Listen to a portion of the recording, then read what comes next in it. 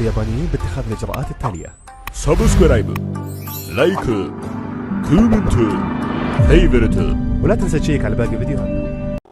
Or the journalists that want to release this information, because if they release the information, then most of the time, the women, many women, they will refuse to do the abortion. So for me, like, I know all the emotion, all the emotional effects of abortion, all the news, all the information we have today.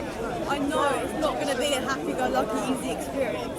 But for me, at this moment in time, I want to finish my A-levels, I want to go to uni, I want to go to a high-powered job, and there's nothing that scares me more today than getting pregnant. Let me ask you a question. This is going to sound aside from the issue, okay? Okay. It's going to sound aside from the issue. But believe me, it's got everything to do with the issue, yeah? Let me tell you something. This is my contention. I don't know. I think you guys come from an atheistic background, yeah? Or agnostic type. Only because someone said it, not because I'm making assumptions. You could have very well been Christians or something, yeah? But how do you attach value to human beings? Emotional connection. Now, what I mean, let me tell you what I mean by my question. There's a tree behind you. Okay? What do you see as more morally abhorrent? Cutting down a tree or killing let's say a 5-year-old? I mean, I think the answer is stood there for us, but... No, it's not stood there for us. From a philosophical perspective, on naturalism, on a firm atomism, on if we're looking at it from the fact that no value has been assigned to anything in particular, I would argue that actually it's the same. I strongly disagree with Okay, can you prove me wrong? On naturalism, on atheism, how do you, as an atheist, as a naturalist, how do you contend with the fact that if I get a big tree and I cut it down, let me make it even more crude. Let me make it a bit more crude. If I go to the butcher, meat shop, you know that slab, that big chunk of meat that you find, hanging. On naturalism, on atheism, your value as a human being is the same as the value of that piece of meat. I'm not a naturalist myself. So what are you then? Just okay. I'm agnostic. I'm very happy with that admission. So I couldn't tell you the answer to God's question for you at all. No problem. But for me, the human being, the 5-year-old, has that thought, that consciousness, that experience. A tree doesn't have experience. Fine, that's good. So first and foremost, I'm happy that you've kind of on naturalism, on atheism, not naturalism. I'm not even a naturalist, but on atheism, on a non-God construct, you've admitted that at best what we can achieve in terms of attaching value to human beings is a subjective value attachment. It's not going to be an objective value attachment, in the sense that for me, you started off by acknowledging in essence really that this is a subjective opinion, that it's just because it has consciousness, right? And it has this experience and that experience. I'm not saying your subjective opinion doesn't matter. It does matter. And we care about it. We really do, yeah? And I think it's a correct one, in fact. First problem identified is that there is no objective way to attach value to human beings over and above any other life form or even inanimate object with the same chemical constructs as the human being. That now we've discussed and we've come to realize that on naturalism, on atheism, it's impossible. I would argue that on theism, it's not impossible, because if we believe in an entity that's an all-knowing, all-powerful entity, then that entity can attach value to said entities, other entities. Do you see how that works? So that's point number one, which is the value problem in atheism. It is a value problem, and it's not found a solution. And as far as I'm concerned, there's no philosopher that's ever come in the post-enlightenment, post-modern world that has ever found a solution to this problem. So by you not having an answer, it's not it doesn't say anything about your intelligence. It really doesn't. It just says that we don't have a solution. As a community of people, if we want to look at this from an atheistic, naturalistic perspective, we don't have a solution for it. There is no reason to attach any value to human being over and above the value you have for any other thing on an objective level. Now you said from a subjective perspective that you're really saying intrinsically there are attributes that a human being has which are, you could even argue, superior to other attributes. Would you say that? So for example, the fact that human being is a conscientious sentient being that has the ability to reason and has language capabilities, this renders human being above and beyond, in terms of value, trees and other inanimate, well, trees are living, but let's say even inanimate objects, yeah? Would you agree with that? Do you know what I would say then? Do you know what I would say? I say you're right. If you say that on a subjective level, you guys are being subjective, but I'm saying, look, my objective reasoning, because I get it from religion, right? And your subjective understanding now has come together. We agree the same thing. Coming to abortion. What's this got to do with abortion? I'll tell you. Coming to abortion. First and foremost, the Islamic position is not as rigid as the Catholic position. It's quite similar to the Protestant position, actually. The Protestant Christian position it allows it in certain circumstances. It's not an absolute no in all circumstances. Yeah. But if we were to employ a scientific reasoning to this question, I want to ask you guys a serious question here. When does a human become a human? When they can think but not make decisions, because technically you can't really make a good solid decision until like 30. Make intelligent, good decisions. Okay, so if a human can't make intelligent, good decisions, they're not human. Okay. No, it's okay. We'll come back to it. Come back to the way your brain thinks. For me, I think three like basic processes. So thinking of the heart, neurotransmissions, and just kind of general like existing, like like touch. That's okay, so existence. Tests where you like touch the woman's so stomach okay, and they react. Fine. So your definition, is number one the heart. So I'm guessing you're talking about you're talking not palpitations, but you're talking about heartbeat. Yeah, when the heartbeat becomes visible to a human being, which is, by the way, anything between 36 to 39 days from a genome perspective. Yeah, if you look at it embryologically, it's anything between 36 to 39 days. And you said neurotransmissions, so that presupposes the existence of a brain. And number three, you said the ability to touch things. Okay. Or feel touch. Let me ask you a question then. What if some human being that's 40 years old doesn't have that ability to touch and feel? Yeah, but it's still gonna have a heart, a neurotransmitter. Yeah, okay, so any one of the right, so let's go with 2 out of 3. so you're saying 2 out of If your heart isn't beating, then you're not alive. right, does it have to be 2 out of 3 or 1 out of 3? 1 out of 3. Heart is dead. He's saying 1 out of 3. If your heart isn't beating, then you're dead. Can we go with 1 out of 3 here? I don't agree with the government 24 weeks. No, forget about the government. I don't care about the government. Okay, I really don't. You know, in a sense, I mean, that has nothing to do with philosophical endeavor. What they say and what they announce and what they say and what they write down. It's not relevant. Yeah. 24 weeks is something interesting as well. Yeah. So that's not an arbitrary. It's not completely arbitrary number. It's not, because 6 months is the time a baby can be alive without an incubator. Yeah. That's the reason why they've chosen that period of time, because you can have a child that's alive outside of the womb at 6 months. That's their logic, that's their rationality. In this country, it's illegal to have an abortion after that period of time. So 24 weeks. Is it 120 days? No. It's 24 weeks, it's 6 months. Yeah? So, It depends on the country then. now listen. Let me tell you something. Let's go with your one. Is it okay now if we go with 1 out of 3 of those things? Fine, I agree with you totally now. We've come to an agreement. That's exactly the Islamic model. There is a hadith narrated by Ibn Mas'ud. Yes, Ibn Mas'ud is one of the companions. He says, the Prophet said, "Inna ahadakum liyakuna fi batni ummihi 40 yawman nutfa, thumma yakuna 'alaqatan ba'da dhalika, thumma yakuna mudghatan ba'da dhalik." He said that certainly one of you is going to be in your mother's womb for 40 days as a nutfa.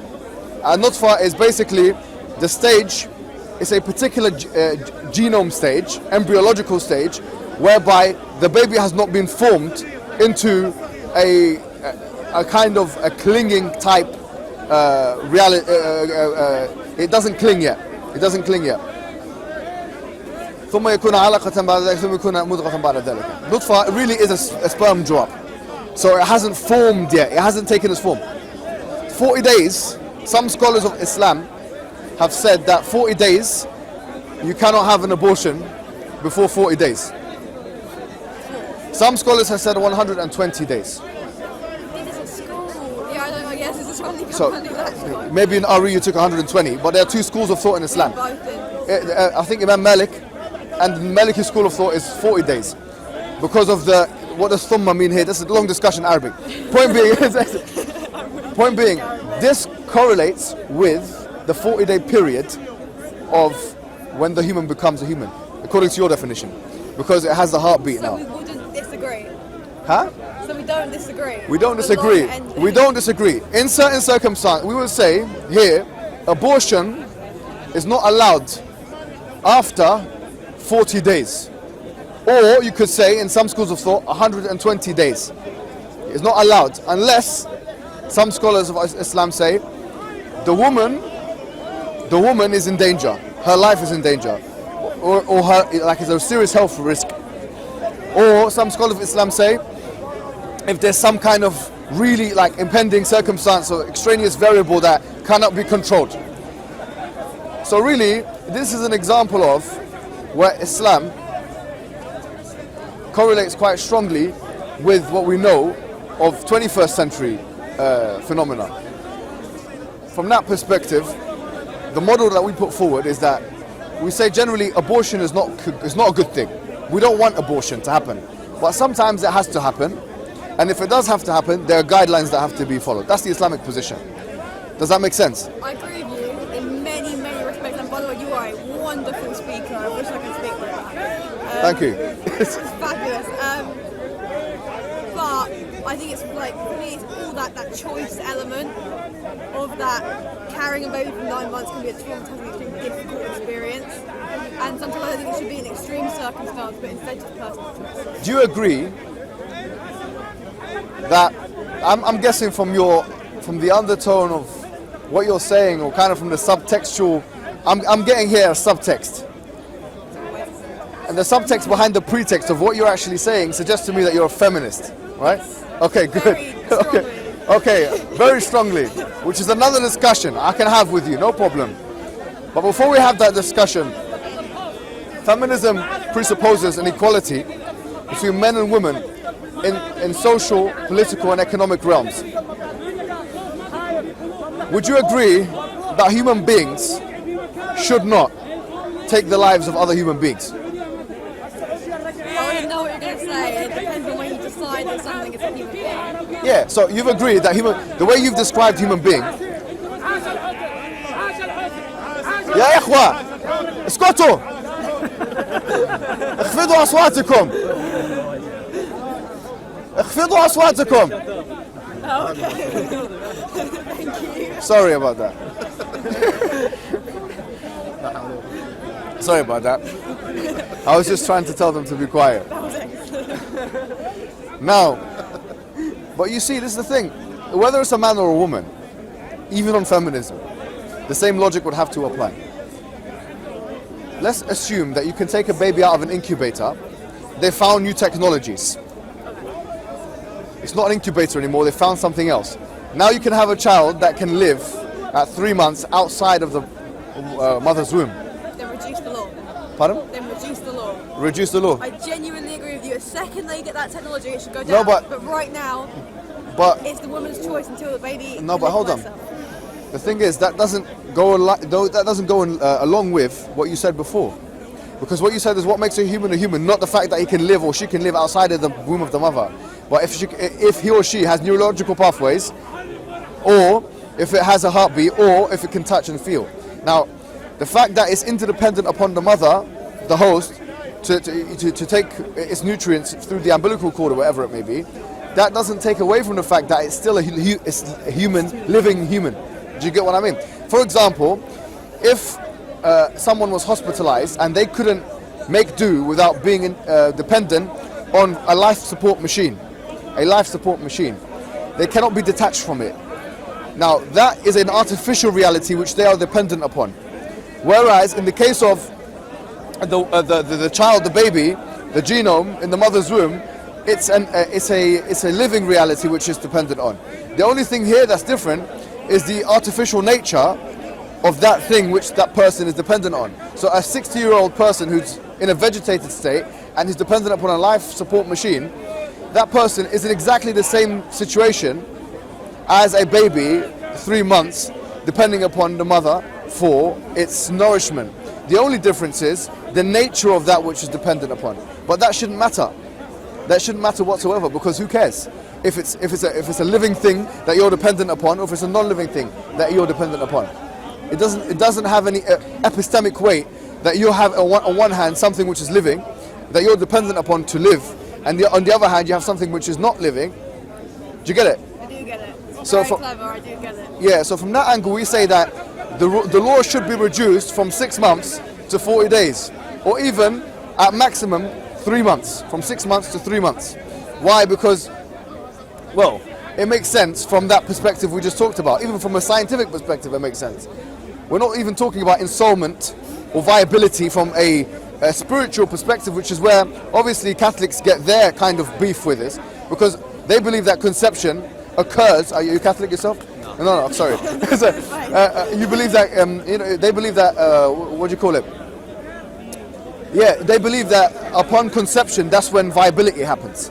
That's when the baby is viable now. The baby is not becoming. So for us, as Muslims, we don't have that issue. We don't believe that. We simply don't believe that. It's still a nutfa until at least 40 days. Yeah, so which is more in line with the scientific reality of today anyways. But also in line with that, I mean, generally speaking, more in line with the law, the British law, which we don't care about too much. Generally speaking, it doesn't. I mean, a lot of people have become very legalistic in their approach. If something is legal, then it's morally okay. If it's not legal, it's not morally okay. This kind of approach is not healthy to philosophical discussion, really. Because what can be legal today can be illegal tomorrow. What could be legal tomorrow can be legal today. Anyways, this is all very subjective and relative. You're just so smart. Oh, thank you very much. I'm just massively, I can't speak like that. It's nice to hear. Well, I mean, we'll try our best, you know, we'll try our best. Let's take a step back now and think about naturalism and atheism. I genuinely... I'd love to... Wait, are you a Muslim? I'd love to know what you have to say as a woman and a Muslim. Like, as both combined things, I'd just love to hear what you have to say on the matter. On the matter of abortion. I'd love to hear. Yeah. If she, that's fine. I'm going to leave it as that. That's abortion. Done, yeah? Done and dusted. Done, finished. Okay, good. If I can interject, you know, you're saying, this is the woman's choice, but you have to think about what about the baby? The baby cannot talk. The only thing he has to do is feed and cry. But he's alive and he wants to be alive. So saying that this is my choice, you have to think as well the baby choice. The baby's sure he wants to live. He wants to grow and stuff. You don't want anything though. When you're in the womb, you don't want anything. You just. I think we've done the abortion. Yeah, let's move on. Okay, now abortion is done. I want to introduce you to another topic. I want to tell you something from an Islamic perspective, yeah? Something I don't really, for some reason, I haven't emphasized here, talking to people, but I want to speak to you about it. So, do you know, for us, this is going to sound completely, to secular ears, this is going to sound completely